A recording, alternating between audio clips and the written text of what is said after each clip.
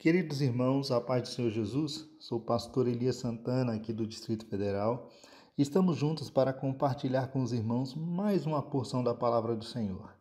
Agradeço a Deus por essa oportunidade, agradeço a nossa pastora presidente, a pastora Luíde, pela confiança, pastor Gideon Júnior, nosso vice-presidente, pela oportunidade que nos proporciona de participar desse lindo projeto de leitura do Novo Testamento.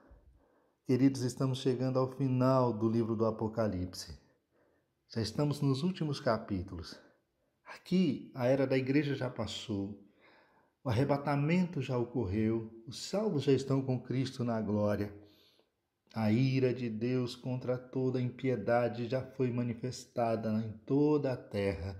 Os selos foram abertos, as trombetas foram tocadas, as taças da ira de Deus já foram derramadas sobre a terra.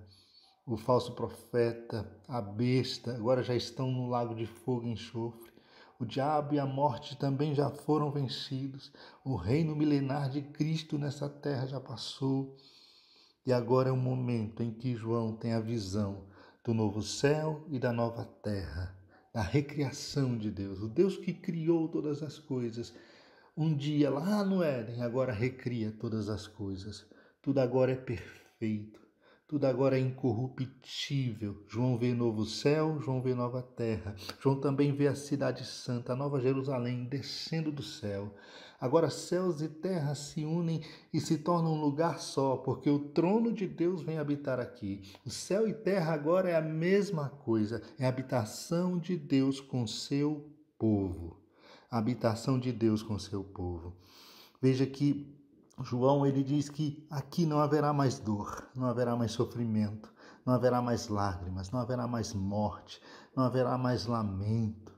Porque tudo já se fez novo, porque o Deus Criador restaurou todas as coisas. João também tem a visão de que quem herdará estas coisas, quem possuirá esta nova terra, são somente aqueles que entregaram suas vidas a Jesus, creram em Jesus e foram feitos filhos de Deus. São os herdeiros de Deus, os co-herdeiros com Cristo. O versículo 7 do capítulo 21 diz: o vencedor herdará todas estas coisas. São somente os vencedores, aqueles que permaneceram firmes até o fim. João também vê que nessa cidade não entrarão os covardes, não entrarão os incrédulos, os depravados, os assassinos, os que praticam imoralidade sexual, os bruxos, os ocultistas, os idólatras, todos os mentirosos, porque a parte que lhes cabe será no lago de fogo, que arde perpetuamente. E João diz que esta é a segunda morte. A partir do versículo 9 do capítulo 21, João começa então a descrever aqui a cidade santa, aquela que ele viu descer do céu, ataviada como uma noiva para o seu esposo. E a descrição que João faz deste lugar é magnífica. A glória do próprio Deus resplandece sobre esta cidade. João vê seus muros, algo formidável, algo fantástico, exuberante. Suas portas são 12 portas, em cada porta um sentinela. Em cada porta é escrito o nome das 12 tribos dos filhos de Israel. São 12 fundamentos. São 12 fundamentos e em cada fundamento, que é feito de uma pedra preciosa diferente, está o nome dos 12 apóstolos do Cordeiro. Veja que a nova e a velha aliança estão unidas, estão juntas na eternidade. Os cristãos do Velho Testamento, os cristãos do Novo Testamento estão ali representados nos muros dessa cidade. A cidade era quadrangular. Sua largura, sua altura, seu comprimento eram iguais. Pediam a mesma coisa, como símbolo de perfeição, como símbolo de perfeição. Veja que o número 12, ele aparece nos detalhes dessa cidade. Suas 12 portas, os 12 sentinelas, o nome das 12 tribos, os seus 12 alicerces, o nome dos 12 apóstolos. Isso representa perfeição. O número 12 aqui traz essa ideia de perfeição. João também diz que ali não há necessidade da luz do sol, não há necessidade da luz da lua. O próprio Cordeiro ilumina a cidade com sua glória, com sua presença. João diz que ali não há necessidade de templo, porque o templo, como vimos, era símbolo de sacrifício pelo pecado, era a lembrança de que o homem é um pecador. E aqui o pecado já não tem mais lugar, o pecado já não tem mais espaço. Então ele diz que o próprio Deus Todo-Poderoso e o Cordeiro são o seu santuário. Veja que João descreve a rua principal dessa cidade. Ele diz que a rua principal dessa cidade ela é de ouro puro, reluzente como um vidro límpido. Vamos então agora ao capítulo 22. Aqui no capítulo 22, João entra na cidade. João começa a descrever a cidade. E ao entrar na cidade, João vê que ela é semelhante a um lindo jardim, que faz lembrar o Éden. João vê um lindo rio, com águas límpidas e com árvores plantadas à sua margem. Veja como é semelhante. Gênesis capítulo 2 diz assim: E plantou o Senhor Deus um jardim no Éden, na banda oriente, e pôs ali o homem que tinha formado. E o Senhor fez brotar da terra toda árvore agradável à vista e boa para a comida, e a árvore da vida no meio do jardim, e a árvore da ciência do bem e do mal. E saía um rio do Éden para regar o jardim, e dali se dividia e se tornava em 4 braços de rio. Veja agora a descrição do capítulo 22, os versículos 1 e 2, diz assim: Então o anjo me mostrou o rio da água da vida, translúcido como cristal, fluindo do trono de Deus e do Cordeiro, e que passava pelo meio da rua principal da cidade. De uma a outra margem do rio estava a árvore da vida, que produzia 12 frutos, de mês em mês, e as folhas da árvore servem para a cura das nações. Assim como no Éden, um rio aqui também corta o centro da cidade. João diz que é o rio da vida. Esse rio tem sua origem lá no trono de Deus e do Cordeiro. Ele flui exatamente de debaixo do trono de Deus e do Cordeiro. Isso nos faz lembrar as águas purificadoras vistas pelo profeta Ezequiel lá no capítulo 47 do seu livro, que por onde elas passavam, elas produziam vida.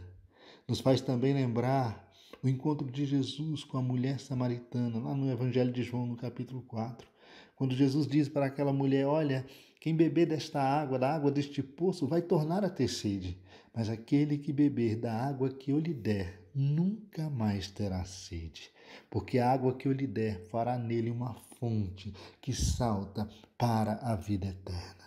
Veja então, meu irmão, que este rio que João contempla representa a vida eterna que Deus concedeu aos seus filhos. É o dom gratuito de Deus.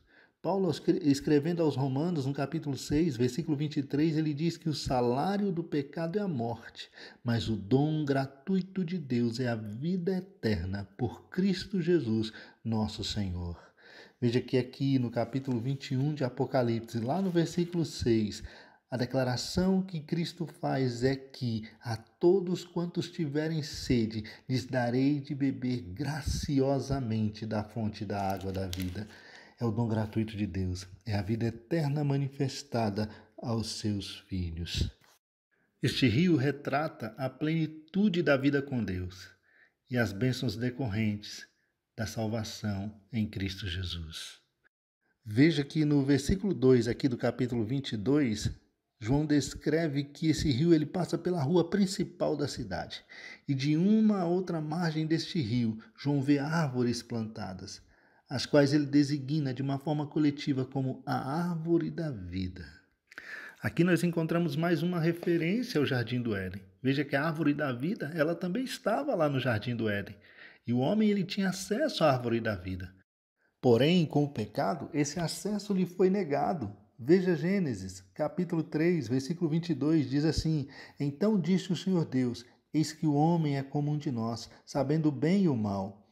Ora, pois para que não estenda a sua mão e tome também da árvore da vida e coma, e viva eternamente, o Senhor Deus, pois, o lançou fora do jardim do Éden, para lavrar a terra de que fora tomado. E havendo lançado fora o homem, pôs querubins ao oriente do jardim do Éden, e uma espada inflamada, que andava ao redor, para guardar o caminho da árvore da vida. Veja que Deus proíbe o homem de ter acesso à árvore da vida após ele haver pecado, exatamente para que ele não lançasse mão e comesse do fruto e vivesse eternamente. Veja que o propósito de Deus ao criar o homem era que o homem vivesse eternamente, o homem tivesse a vida eterna. Para isso a árvore estava lá plantada no jardim. Porém, com o pecado, esse acesso à vida eterna foi cerceado ao homem. Mas quando Cristo veio, morreu na cruz do Calvário, vencendo a morte, vencendo o pecado, de novo o homem tem acesso à vida eterna. E agora no paraíso eterno é franqueado ao homem o acesso à árvore da vida. A árvore da vida produz 12 tipos de fruto, um a cada mês do ano. Veja, irmãos, que apesar de João se encontrar no limiar da eternidade, ele ainda aqui se expressa em termos temporais de meses e anos. João recorre a essa divisão cronológica exatamente para que nós pudéssemos entender aquilo que ele queria passar, a mensagem que ele queria transmitir. Ficasse a nós inteligível essa compreensão. A significação dessa árvore produtora de frutos é que é um campo abundante. É como se João dissesse, ela vai produzir o tempo inteiro. Esse alimento que sustenta a vida eterna de todos quanto o comem, ele não vai faltar na eternidade. E na última parte do versículo 2 do capítulo 22, João diz que as folhas da árvore servem para a cura das nações. Aqui, irmãos, nós vamos encontrar muitas interpretações para essa expressão cura das nações. Porém, jamais poderemos interpretá-la no sentido de que haverá ali doenças, dores ou qualquer outra coisa semelhante, porque senão o conceito de perfeição teria perdido a sua validade. Mas o que João está dizendo aqui é que a árvore do paraíso restaurado provê cura às nações, significando que os seus habitantes podem desfrutar da vida eterna, isentos de necessidades físicas, isentos de necessidades espirituais. João está insistindo que a árvore da vida, ela produz saúde, ela produz força, onde quer que ela esteja. E no versículo de número 3, aqui do capítulo 22, essa ideia de que ali não haverá sofrimento é reforçada. Veja o que diz o versículo 3: E nunca mais haverá maldição. Nela estará o trono de Deus e do Cordeiro, e os servos do Senhor o servirão. Veja que ele diz, ali não haverá mais maldição. Mais uma vez, nós temos uma referência ao livro do Gênesis. Lá em Gênesis capítulo 3, nós vemos que a maldição ela recai sobre a terra, ela recai sobre o homem como consequência do pecado. Lá no capítulo de número 3 de Gênesis, lá no versículo 17, Deus diz, maldita é a terra por tua causa. Com dor tu comerás dela todos os dias. A terra vai produzir espinhos, a terra agora vai produzir cardos, toda a natureza foi atingida. O pecado trouxe maldição sobre todas as coisas. Por isso, a necessidade de recriar tudo, de fazer tudo perfeito, a necessidade de um novo céu, a necessidade de uma nova terra, onde o pecado não reinasse, onde o pecado não mais habitasse. E é por isso que João diz, ali não haverá mais nenhuma maldição. Satanás será entregue ao inferno. Deus fará nova todas as coisas, e o pecado desaparecerá para sempre. Deus é o governo absoluto dessa cidade. Nela estará o trono de Deus e do Cordeiro. E nós, os servos do Senhor, nós o serviremos. Muitos acreditam que a eternidade será um lugar onde nós estaremos como se fôssemos anjos, vestidos de branco, com harpas na mão, tocando e louvando a Deus, sentados em nuvenzinhas durante toda a eternidade, como se a eternidade fosse um lugar monótono e não um lugar dinâmico. Mas, primeiramente, nós precisamos crer que, quando um cristão morre, sua alma vai estar com Deus nas moradas celestiais. É um lugar de descanso da sua vida aqui na terra. E ele fica lá aguardando o momento da ressurreição do seu corpo.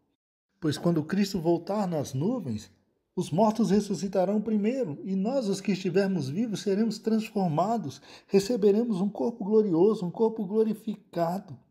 Não seremos apenas almas. Esse corpo glorificado, ele vai nos proporcionar poder desfrutar de tudo aquilo que Deus tem preparado para nós na eternidade. Longe de ser um lugar monótono, a eternidade é um lugar onde nós vamos desfrutar de comunhão íntima com Deus. Veja o que diz o versículo 4 do capítulo 22. Ele diz assim: eles contemplarão a sua face, e o seu nome estará sobre as suas frontes, ou melhor, sobre as frontes dos seus servos. Veja que nós contemplaremos a face do Senhor. Isso nos faz lembrar o apóstolo João, lá na sua primeira epístola, no capítulo 3, no versículo 2, ele diz assim: amados, agora somos filhos de Deus, e ainda não se manifestou o que havemos de ser, mas sabemos que quando ele se manifestar, seremos semelhantes a ele, porque assim como ele é, nós o veremos. Nós veremos a face do Senhor, nós desfrutaremos de comunhão íntima com Ele na eternidade. Lá nós estaremos próximos do Senhor. Ele não vai nos visitar na viração do dia. Pelo contrário, Ele estará conosco para todo sempre. Lá no céu também nós vamos desfrutar da companhia dos nossos entes queridos que partiram para a eternidade, nossos amigos, nossos entes queridos que estão com o Senhor. Nós os veremos lá, nós os encontraremos, será um lugar de alegrias, de reencontro, de felicidade. Nós veremos nossos irmãos do Velho Testamento, Abraão, Isaque, Jacó, Noé, Moisés, Isaías. Nós veremos os irmãos do Novo Testamento, Paulo, Pedro, João. Quanta pergunta temos que fazer, quanta coisa gostosa nós temos para conversar. Será um momento de muita descontração, de muita alegria, de muita comunhão. Lá nós não vamos lembrar de nada que nos faça sofrer, de nada que nos traga tristeza, ou dor ou sofrimento, mas será momentos de muita felicidade na presença de Deus. Vale ressaltar, irmãos, que na eternidade também nós teremos ocupação. Sem dúvida, não apenas louvaremos ao Senhor, mas também o serviremos. O versículo de número 3 do capítulo 22, ele nos diz assim, que os servos do Senhor o servirão. Veja, irmãos, que essas palavras elas são de grande estima para nós, pois no céu nós vamos oferecer ao Senhor um serviço perfeito.